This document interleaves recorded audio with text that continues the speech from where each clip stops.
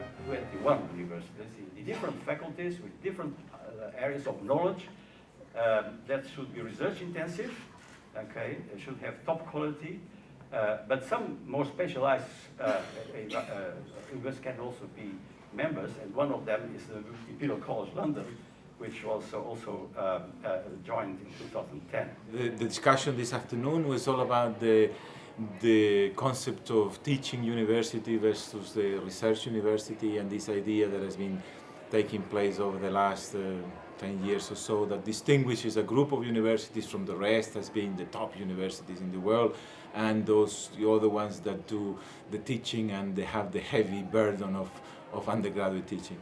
I think that the views that we heard is that the research universities are important. They drive part of the system forward because they have a very much involvement in research.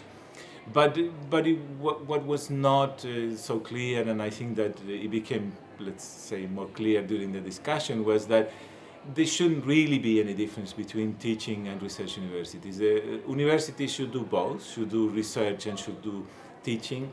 They should do teaching of undergraduates, postgraduates, postdoctoral fellows.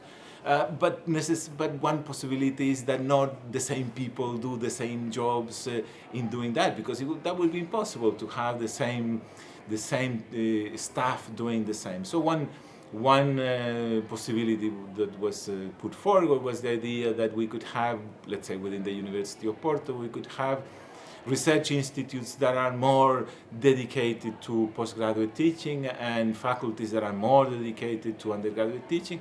And then we could have people, research staff and teachers that move from one to the other depending on their part of their life and their career, or where are they, what are they doing.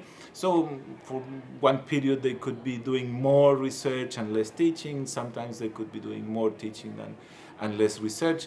And I think that if we view that, the university would benefit incredibly, because the university has a lot of resources, not just the 14 faculties that most people usually describe. So I have a foot in both. I have a foot in ICBAS, where I do my undergraduate teaching. I teach second-year students, and I have a lot of them.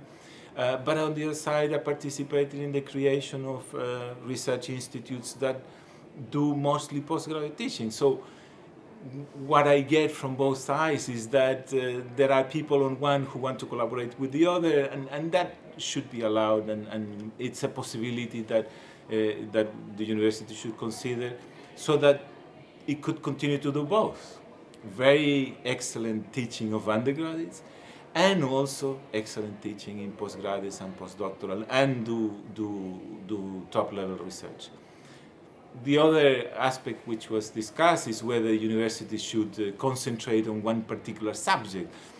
I particularly wouldn't like it, because for that then I would live in an individual research center and I wouldn't have anything to do. I like to have people from history, I like to have people from physics, from mathematics, from chemistry, and I think it's important that a university like Porto should be diverse. Is that possible to be diverse infinitum? I don't think it's possible. I think that what has to be done is that those people who are doing the best research and the best contribution to teaching should be rewarded, and those that do not make it, do not make it. And then it's not make it or survive, but some people have to be rewarded for that, and others will be limited in what they can do. But the universities should clearly identify the top areas of work and should help and foster hiring new people, bringing more resources to those, because that's the only way that they will maintain top-level teaching and research.